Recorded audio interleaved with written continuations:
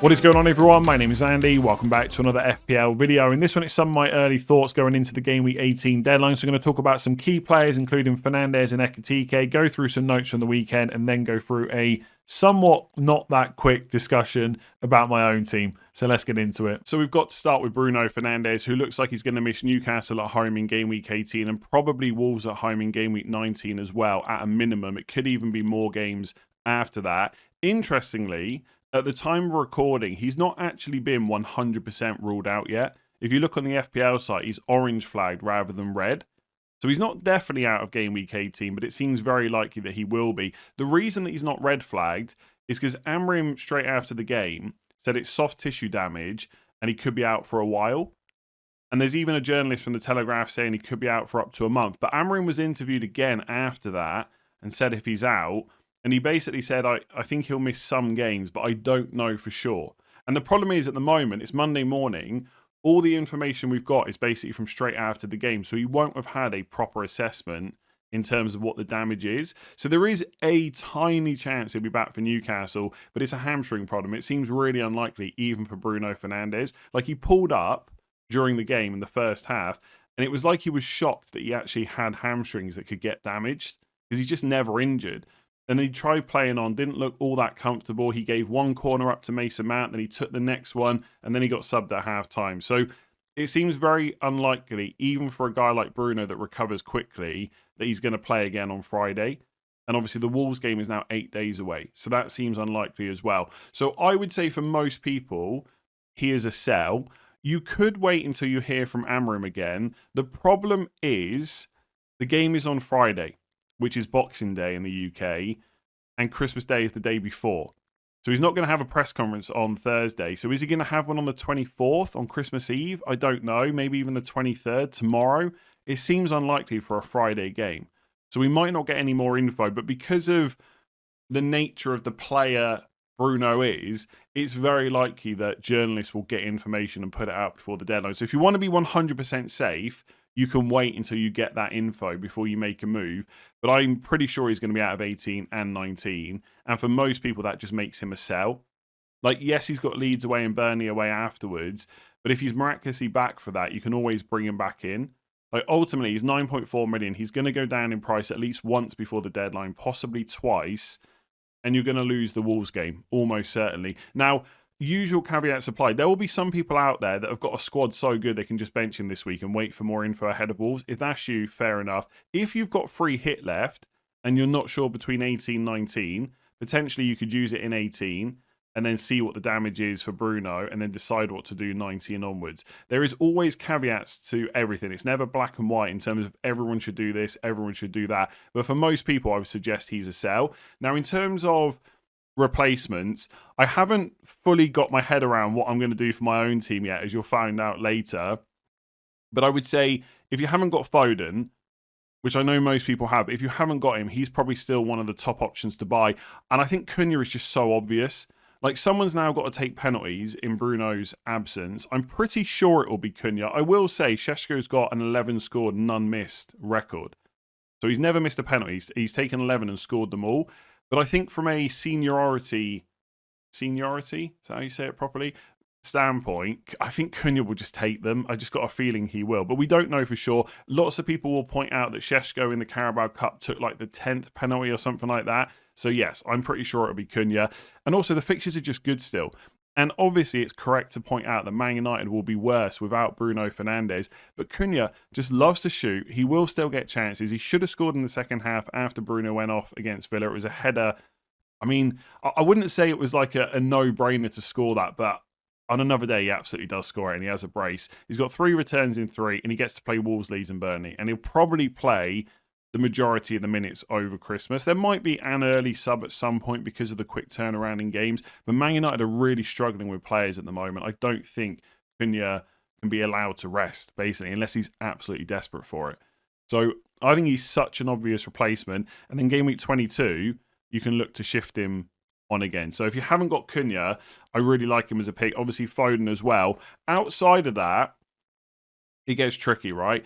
It's Monday. The deadline's not till Friday. I've not quite got this like spot on exactly where else I would go outside of Foden and Cunha, but I'm just going to give you my thoughts overall, just some early thoughts. Like, that's the video it is. Saka, I probably wouldn't buy. Like, if you've sold him and now you can go back, I don't hate it. And I might not set, I probably won't set him this week, to be honest. But after 18, it's Villa at home in 19. It's a quick turnaround as well. It's a 3-day gap, Saturday, Tuesday. There is a chance he gets early subbed in that Villa game. Maybe even doesn't start. I think that's unlikely, though. Bournemouth away in 20, Liverpool at home in 21. I feel like with Saka, you can just come back to it now in 22, 23. So I probably wouldn't buy him. Rodgers, I'm going to talk about him more tomorrow, but it's Chelsea away, Arsenal away. Like, if I didn't own Bruno and he was back fit and he had Chelsea away, Arsenal away, I would not buy him until after those games. Simple as that. So I'd do exactly the same with Morgan Rodgers. If I didn't have Haaland and he had Chelsea away, Arsenal away, I would consider putting him off for another couple of weeks before I bought him. Like, they're just bad fixtures, so I wouldn't go there. Rice is your set and forget pick. If you're happy just to put him in some games, yes, he's only going to score like a 2 or a 3, but every now and again he'll hit DEFCONs or he'll get assist and a bonus. Just put him in and leave him in. Simple as that. So I don't mind Rice at all. Wilson, obviously, we'll see how he does tonight. But after the Forest game, you've got West Ham away, then it's Palace away, Liverpool and Chelsea at home. I feel like the window to buy him has been missed now.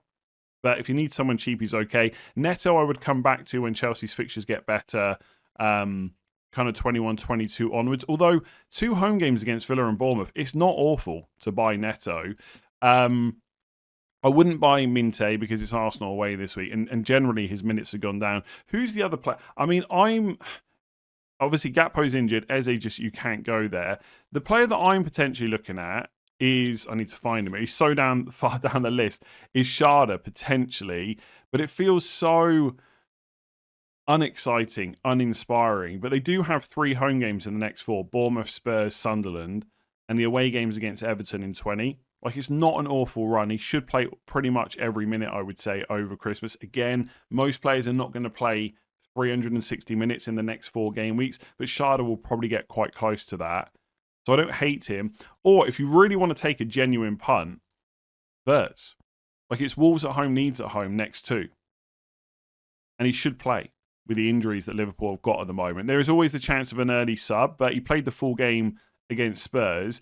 I will say, I did notice there was a sprint towards the end of the game where Verts kind of felt his hamstring a little bit, so maybe don't rush into that one until you hear from Slot. But there's been no rumours coming out that Verts is injured, so I suspect he's probably fine. And it's Wolves at home, Leeds at home. I know that Verts hasn't got many attack and returns this season at all, but it's a punt. Like, lots of people say, I want to take a punt. What they really mean is they want a fairly safe pick with good fixtures. If you want a genuine punt where he's not done anything all season, but now has a couple of good games, that is Florian Wirtz. Outside of that, I'm sure there's someone I'm missing, but there's not a huge amount of other players that I would be looking to buy. Like, I mean, another player that's like crossed my mind is Paquetá.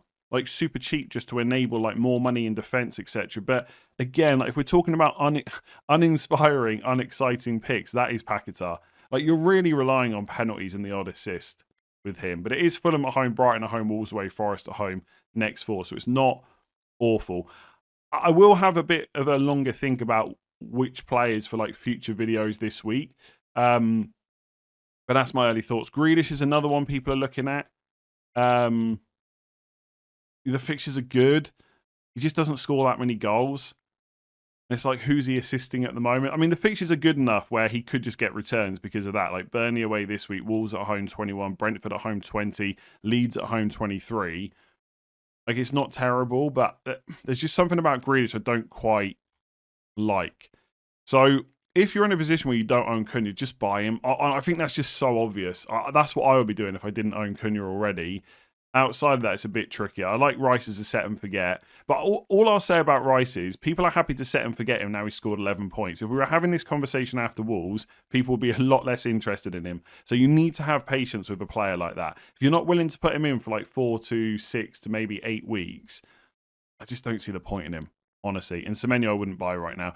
Look, like I said on the stream last night, I'm still not 100% sure what I would do with him outside of Cunha or Foden.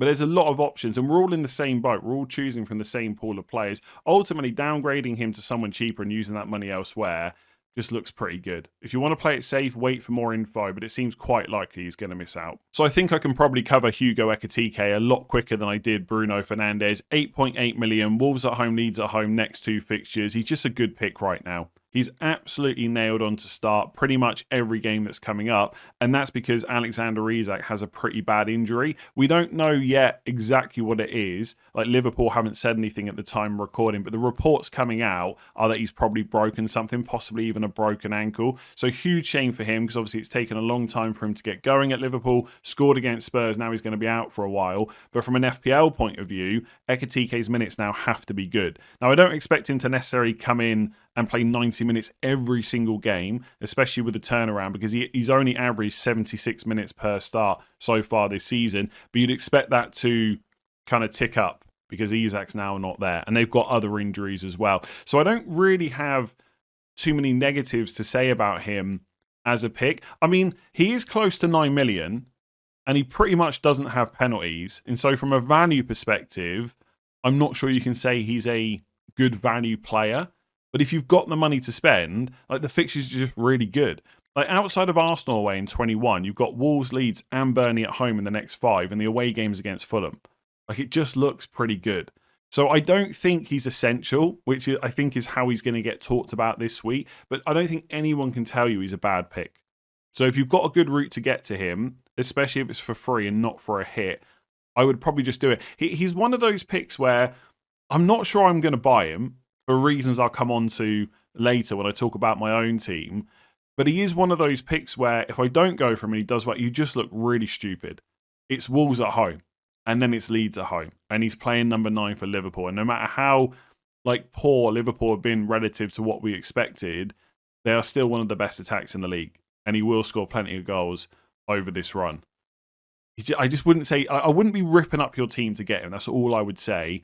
But he is a good pick. So I think the conversation around Bukayo Saka will go a little bit differently now Bruno Fernandes has picked up that injury, because before that injury, lots of people were thinking about selling Saka, which I think was a reasonable decision to come to. Now it's a lot more difficult to justify that if you've got both those players. So if you're sat there with Saka and Bruno and you can only sell one, it's got to be Bruno based on everything we know right now, because Saka's fully fit and very likely to start game week 18. Now, there are some people considering selling Saka and Fernandes to cheaper midfielders to then fund a move for Ekitike, because they're sat there with 3, 4, 5 transfers. Absolutely fine. I don't think Saka is a must-hold or an essential player or anything like that. So if you want to sell him, it's still okay. But if you've got Saka and Bruno and you can only sell one, you've got to sell Bruno instead, based on what we know right now.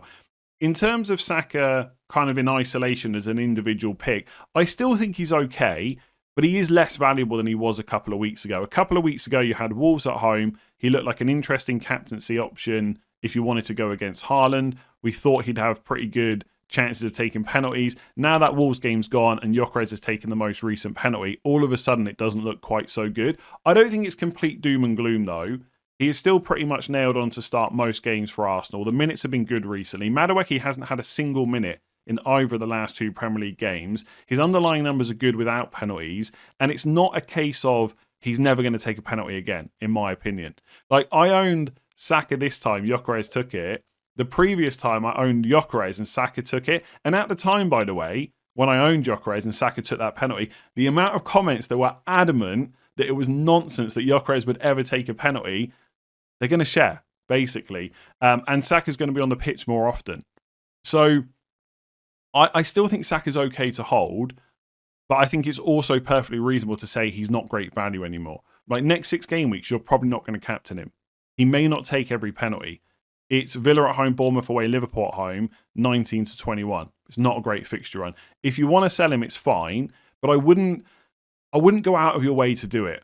He's not a must sell. He's nowhere near that, in fact. So I still think he's okay, but he's not valuable. But also, I've just hit my desk. Hopefully you didn't hear that. It's always worth saying not every player in your team has to be a super value player. Like, at some point, you've got to spend your money. So if you're looking at your team, you can sell Bruno, keep Saka, and you're happy with everything else. That's exactly what you should do.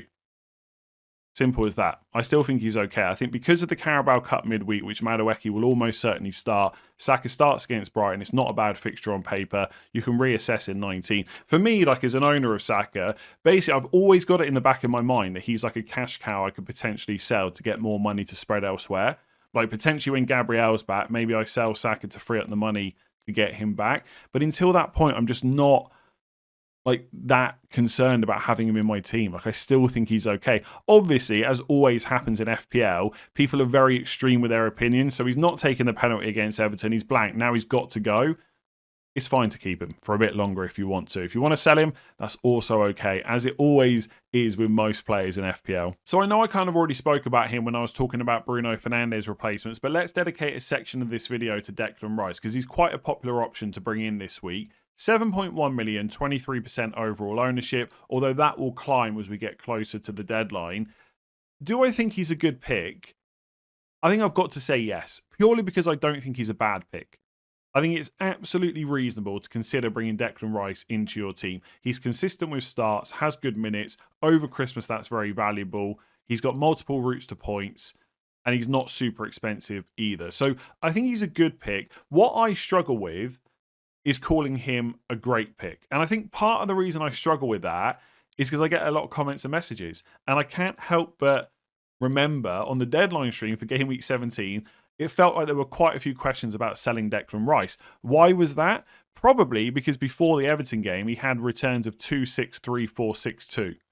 And people just considered that not enough, especially when he'd had fixtures against like Sunderland, Brentford, Wolves, etc. So remember that before Everton, it was 2, 6, 3, 4, 6, 2. That was his returns. Now all of a sudden he's got an 11-pointer, which obviously he's capable of. That's his third double-digit haul of the season. So he is capable of doing that.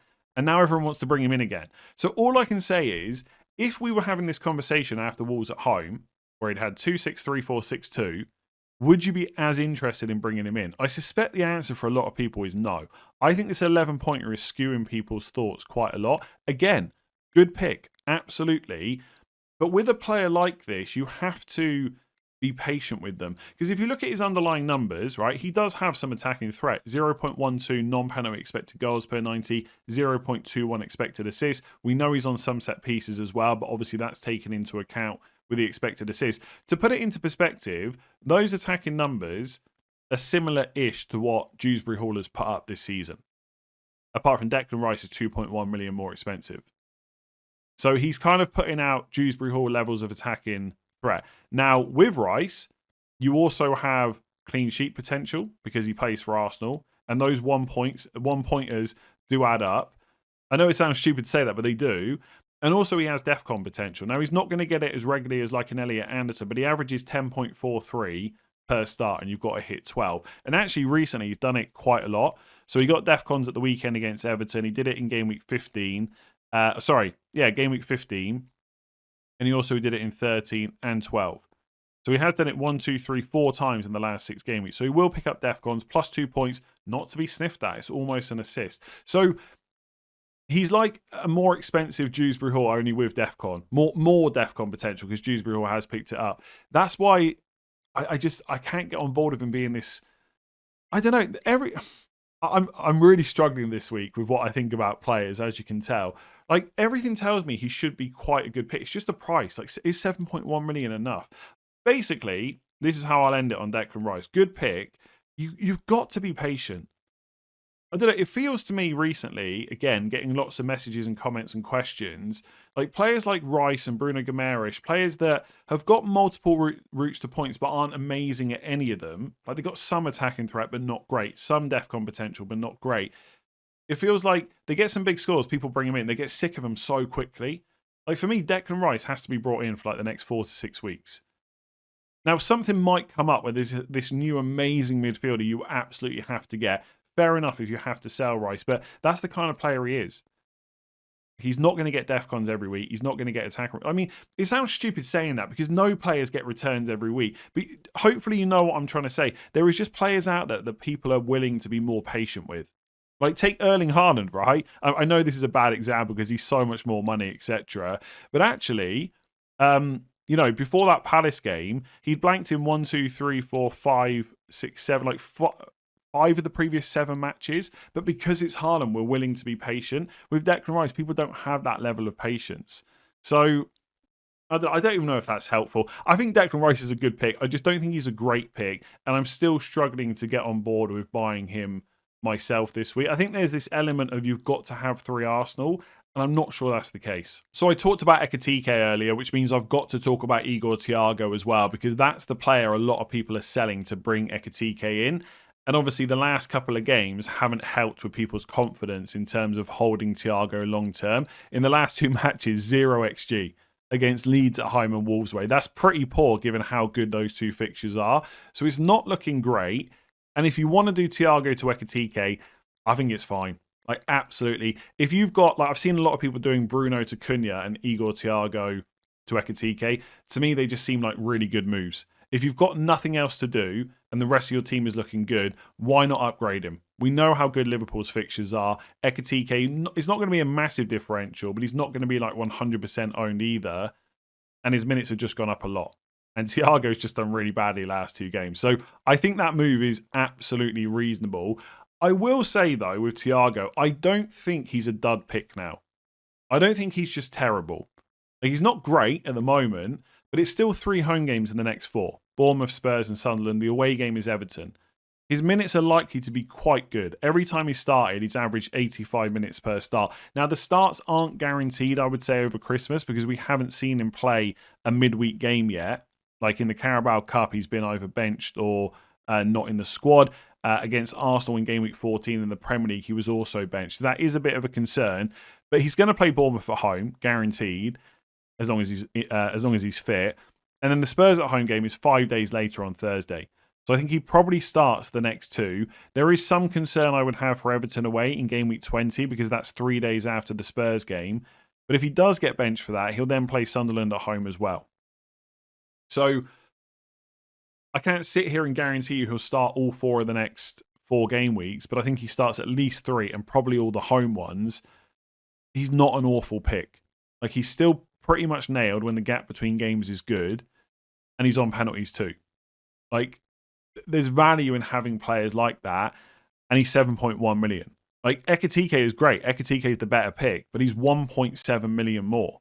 Like, that money might be useful in certain teams elsewhere. So please understand what I'm saying. Yes, I would rather have Ekitike by quite a long way right now, but I don't think Thiago is all of a sudden terrible. It wasn't that long ago, maybe even like 4 or 5 days ago, we were talking, and maybe not all of you agreed, but a lot of us were talking about how there's hardly any forwards that we like. Now, things change, right? Isak's got injured. Ekitike now looks good. Bowen is good over Christmas because the fixtures are decent. He'll play every game. But there's not a huge amount of forwards outside of that.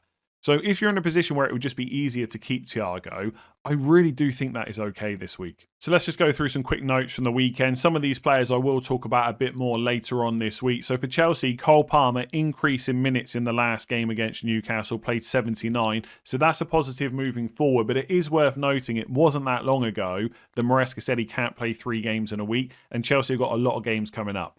So I still don't think now is the time to buy him, but I think it's definitely worth monitoring. Arsenal, Eze got 0 minutes at the weekend. He's got to go. Odegaard is a massive problem for Eze's minutes. If you've still got him, just get rid of him. He'll probably start in the Carabao Cup. He probably won't start against Brighton. For Palace, Mateta also got better minutes, 76, but the fixture congestion is still there, and he does have a knee problem. At the moment, I don't think he's necessarily being subbed early because of the amount of fixtures. I think it's the knee issue. They're just managing it. So I think if you've got Mateta, and you don't want to move to Ekitike, and obviously you don't want to buy Thiago right now, which absolutely makes sense. I actually think it's okay to hold him, but the minutes are not going to get back to playing 90 week in, week out for a little while, I would say. Everton, Tarkowski's now on 4 yellow cards. Players have to get through 18 and 19 before the threshold goes up to 10. So he only has to get through 2 more games, but he is a centre-back. It's difficult to dodge yellow cards sometimes, and he's on 4. So if you wanted to bring him in for Burnley away this week, absolutely fine as a longer-term pick. But just keep in mind, he might miss 19 if he picks up a yellow card against Burnley. By the way, if you go to the FPL page, you can actually go to yellow cards as one of the drop-down options, which I now can't find. There it is. And it'll tell you how many players are on. So any players on 4 are 1 yellow card away from suspension. There's quite a few popular players like Collins, Cash, although no one should be buying Cash right now. Tarkovsky for defenders. Let me just bring up the whole defender list here. Kanate's on 4, Dorgu's on 4 as well. Nico Williams feels like he's been on 4 for a while. Again, you don't have to avoid players, but just always think about, if I buy this player for 18 and they get a yellow card and miss 19, how badly does that affect my team? If they get the yellow card in 19 and they miss 20, how badly would that affect my team? So just think about it. With midfielders, you've got let's see here. Semenyo's on 4, but if you've got him, you just play him against Brentford away. Not a huge issue. I think Enzo Lefay's on 4. He's maybe a cheap option to bring in for Dewsbury Hall. Bruno Guimaraes is on 4 as well, although I don't think anyone's bringing him in right now.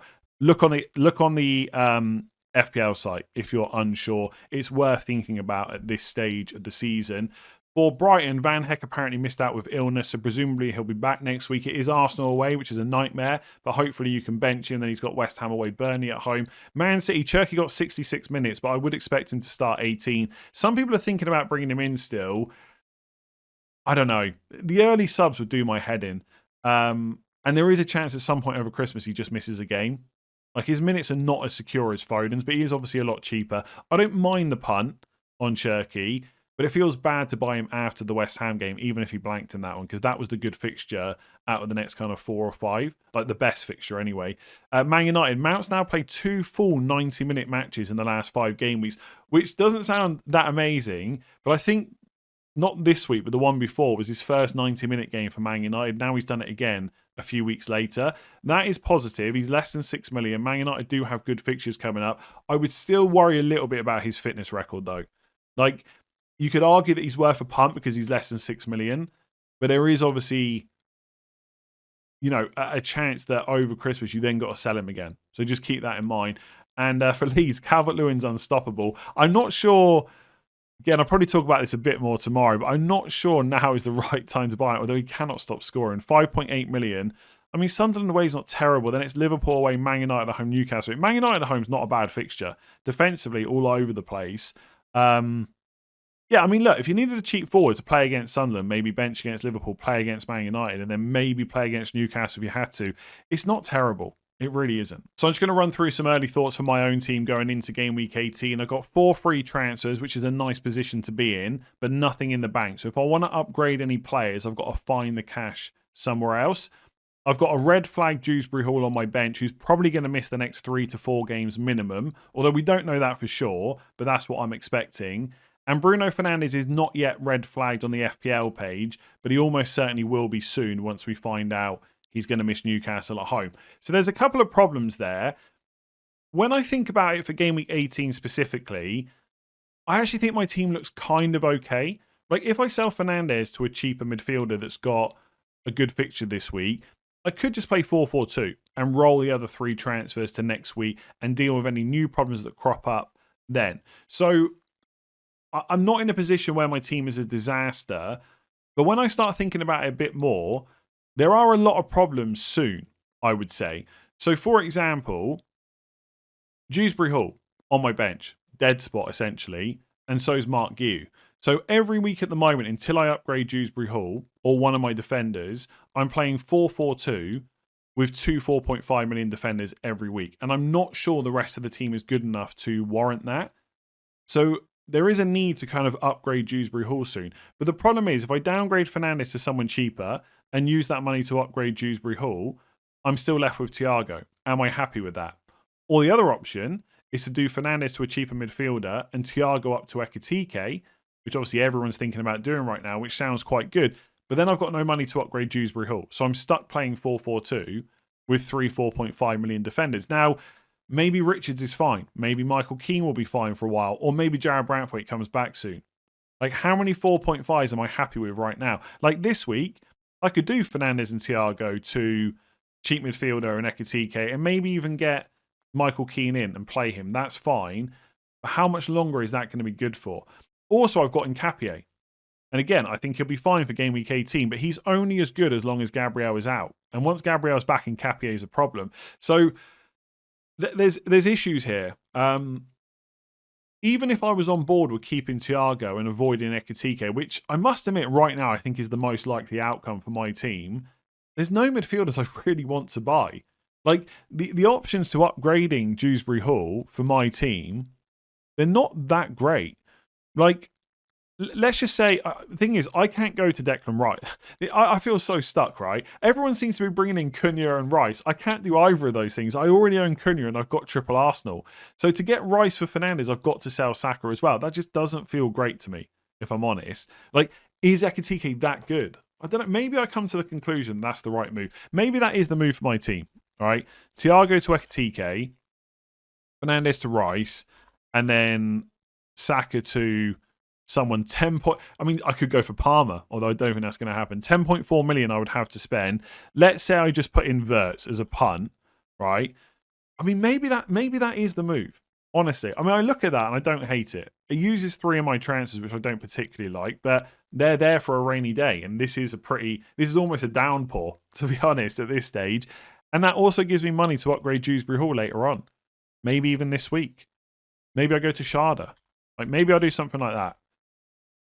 So Saka, Dewsbury Hall, Fernandes, and Thiago out for Vert, Sharda, Rice, Ekitike. My problem is, is that enough of an upgrade? It doesn't, like, for 4 transfers, I feel like I want more.